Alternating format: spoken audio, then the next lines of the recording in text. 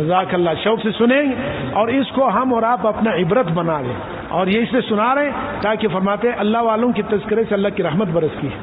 فرمایا کہ وہ کہیں پر سفر پہ جا رہے, راستے میں دیکھا کہ ایک ندی سے ایک کیا ہے پانی بہ رہا ہے, چھوٹا سا ندی ہے, اس میں ایک سیب آیا.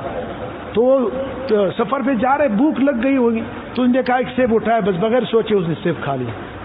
سیب کھایا, بعد میں فکر آیا کہ یہ کیا کیا میں نے, یہ تو کسی کا باغ کا ہوگا, میں نے مالک سے پوچھا بھی نہیں, تو بغیر اجازت کیسے. تو بہت پریشان ہو, اپنے سفر وغیرہ بھول گیا, واپس جان سے سیب پانی لے کر آ تو اسی طرف جا رہے تھے کہ کہیں باغ ہوگا تو میں مالک سے اس کی قیمت ادا کروں یا معافی مانگوں. کہتے وہ چلتے چلتے کافی لمبا چلا گیا, دیکھا کہ ایک باغ سے وہ پانی نکل رہا ہے, تو وہ سیبوں کا باغ تھا. تو سمجھ گیا کیسے, تو اس نے جا کے دیکھا اس پہ دیوار لگا ہوا تھا, پورا چار طرف چار دیواری تھی, ایک دروازہ تھا باغ میں. تو اس نے اس باغ میں اندر داخل ہو گیا اور وہاں جا کر کے دیکھا ایک آدمی بیٹھا ہوا ہے, بوڑھا سا آدمی ہے, عمر رسید سنجیدہ آدمی بیٹھا ہوا ہے باغ میں. تو اس سے پوچھا کہ یہ باغ آپ کا ہے؟ ان کا ہاں یہ میرا ہے. فرمایا یہ پانی آپ کے باغ سے باہر جا رہے ہیں؟ ان کا ہاں. ان کے کیا مسئلہ ہے؟ ان کے یار میں ادھر سفر پہ جا رہا تھا, مجھے بھوک لگی تھی, اسی باغ سے پانی ایک سیب لے کر آ رہا تھا, میں نے وہ سیب کھا لیا, مجھے خیال نہیں ہوا, بعد میں خیال آیا کہ میں نے مالک سے نہیں پوچھا, تو میں ابھی چلتے چلتے اپنے سفر کو چھوڑ ادھر آیا ہوں. اب آپ اس کا مالک, آپ معاف کر دیں یا اس کی قیمت لے لیں. تو وہ جو بوڑھا آدمی تھا وہ بڑا سمجھدار آدمی تھا, وہ سمجھ گیا کہ یہ کوئی معمولی آدمی نہیں ہے جو ایک سیب کو اپنے سفر کو چھوڑ کے اس طرف آیا. تو نے کہا میں معاف نہیں کروں گا. تو یہ بہت پریشان ہو گیا کہ بھائی ایک سیب قیمت لو, ان کی نہیں قیمت نہیں لینا بھائی, تو کیا ہے معاف کرو, ان کا نہیں معاف نہیں کرنا. بہت پریشان, یہ اور مصیبت پڑ گیا, ایک سیب کے بارے میں اتنا سخت آدمی. تو بہت منت سماجت کی, بھائی اللہ کے بندے آخرت کا معاملہ ہے, ایک سیب کی قیمت لو. ان کی بھائی کیوں کہا آپ نے؟ تو جب کافی تنگ کیا تو انہوں نے کہا بتاؤ کیا مسئلہ, کہ ایک شرط میں معاف کروں. انہوں نے کیا شرط ہے؟ ان کو منظور ہے. انہوں نے کہا منظور ہے, مجھے منظور کیا کریں, مجبور ہے. مجبور کیا نہیں کرتا, آخرت کا مسئلہ, ان کو آخرت کا ڈر تھا. انہوں نے کہا ایسے ہیں کہ اس شرط پہ معاف کروں گا, میرے ایک بیٹی ہے, آنکھوں سے اندھی ہے اور کانوں سے بہری ہے, پاؤں اور ہاتھوں سے لنگڑی لولی ہے, بس ایسے گوشت کا ٹکڑا ہے, اور کیا وہ بس زندہ ہے, وہ مرتی نہیں ہے. تو اگر اس سے شادی کرو گے تب میں معاف کروں گا.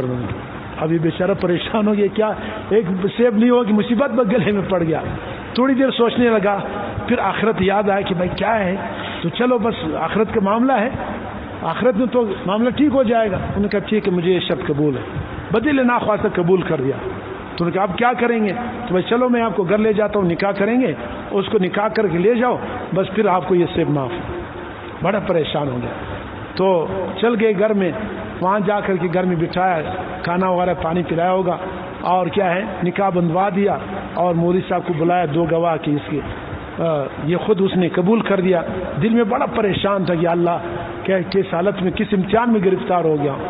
تو فرماتے ہیں کہ رات جب ہو گئی اور اس کو کم بتایا کہ یہ آپ کا کمرہ ہے, آپ یہ 2-3 راتیں یہاں گزار دے, پھر اپنی بیوی جان لے جاتے ہو لے جاؤ. تو کمرہ سجایا گیا, اس کو یہ دلہا ہے. اب اس کا خیال تو یہ تھا کہ بھائی آنکھوں سے اندھی ہے اور لنگڑی لولی کی 2 آدمی کو اٹھا کر کے میرے پاس لے کر آئی. تو اس نے دیکھا کہ ایک خوبصورت ایک قد و قامت والے ایک عورت جو ہے کمرے میں اندر داخل ہوگی. تو اس نے نیچے نگاہ نیچی کر دی. تو وہ تھا تو صوفی, پکا صوفی تھا, ہمارا آپ کی طرح نہیں تھا. تو بھائی موقع ہے, موقع آ گیا, اللہ سمجھے, ہم تو موقع ضائع نہیں کرتے, ایسے موقع کو ضائع کرو, ٹھیک ہے نا, ایسے موقع کے پیچھے پڑو نہیں. اگر کہیں پھنس بھی گئے, ایسے موقع کو مس کرو, اس مس پر اللہ ملتا ہے, سمجھ آئے. تو اس نے نگاہ نیچی کی یہ کیا مصیبت ہے, آ گیا اور مصیبت, ایک سیب کی مصیبت پھنس گئی, دوسرا مصیبت آ گیا. اب اس کے ذہن میں تو وہ خاکہ ہے کہ ایک لنگڑی لولی ہے, آنکھوں سے نابینا, کانوں سے بیری اور گونگی ہوگی, وہ ادھر کوئی لے کر آئے گا. تو آ کے بس بیٹھا ہوا ہے. تو اس عورت بیچاری تھوڑی دیر بیٹھے رہے, کچھ بھی نہیں کہہ رہا, یہ کچھ بھی نہیں کہہ رہا. تو وہ بیچاری واپس اٹھ کے چلی گئی. جا کے باپ سے کیا بجان, آپ نے کیسے صوفی آدمی سے میرے نکاح کیا؟ وہ تو اپنے حلال نکاح کی طرف بھی نکاح نہیں دیکھے اٹھاتے, یہ کیسا آدمی ہے؟ تو بات سمجھ گئے کہ اس بیچارے کے ذہن میں وہ بات ہے. تو نے کہا بھائی کوئی بات نہیں, آ جاؤ. تو آ کر کے پھر ان سے کہا کہ بھائی آپ اپنی بیوی کو کیوں نہیں کیا کرتے ہو, نہ بات کرتے ہو, نہ سے وہ دیکھتے بھی نہیں ہو, تو جائز ہے, حلال ہے. اب ادھر ایک سیب کے لیے جائز بیوی کو نہیں دیکھتے, اتنا صوفی بھی مت بنو. تو ان کے حضرت آپ نے تو کہا تھا کہ میری بیٹی لنگڑی لولی ہے، آنکھوں سے نابینا ہے، کانوں سے بہری ہے، تو اس لیے یہ تو انہوں نے کہا یہی تو تھی، انہوں نے کہا یہ تو نہیں ہو، تو آپ نے وہ بات یہ ہے میں نے اس لیے آپ کو کہا کہ میری بیٹی جب سے پیدا ہوئی اپنی آنکھوں سے نامحرم کو آج تک نہیں دیکھا ہے، جب سے پیدا ہوئی ہے اپنے کانوں سے نامحرم کا آواز تک نہیں سنا ہے، اور جب سے پیدا ہوئی اپنی زبان سے کسی نامحرم سے بات تک نہیں کی، ان پاؤں سے کسی نامحرم کے پاس گیا نہیں، ان ہاتھوں سے کسی نامحرم سے ہاتھ نہیں ملا ہے، اس لیے میں نے کہا لنگڑی لولی ہے وہ کیسے ایسے پاکیزہ میری بیٹی ہے۔ جب آپ ایک سیب کے لیے آ گئے تو لہٰذا میں سمجھ کے میں تلاش کر رہا تھا کہ اللہ پاک کوئی ایسے متقی جوان دے دے جو میرے کیا بیٹی جو تقوادار بیٹی ہے اس کا کیا ہو جائے، تو آپ نے جب یہ کیفیت دیکھا تو اس میں سمجھ گئی، تو اس لیے میں نے آپ کو شرک، ورنہ تو آپ نہیں کر سکتے تھے، اس لیے میں نے یہ آپ کی بیوی ہے حلال، یہ بیوی بھی آپ بیٹی بھی آپ کی بیوی ہو گئی، جو باغ ایک سیب کو بخشوانے کے لیے تو وہ سارا باغ تیرا ہو گیا، سمجھیں؟ تو لہٰذا اللہ پاک کا وعدہ ہے وَمَن يَتَّقِ اللَّهَ يَجْعَل لَّهُ مَخْرَجًا، جو اللہ سے ڈرا اللہ اس کے لیے کیا ہے مخرج، راستہ نکالتا ہے۔